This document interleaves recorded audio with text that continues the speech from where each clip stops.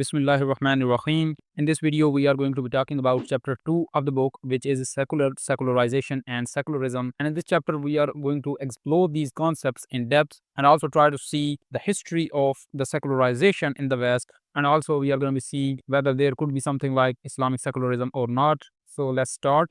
Secular. The term secular from the Latin saeculum conveys a meaning with a marked dual connotation of time and location. The time referring to the now or present sense of it, and the location to the world or worldly sense of it. The seculum means this age or the present time, and this age or the present time refers to the events in this world, and it also then means contemporary events. The concept secular refers to the condition of the world at this particular time or period or age. This spatio-temporal connotation is born out of the fusion of Greco-Roman and Judaic traditions in Western Christianity.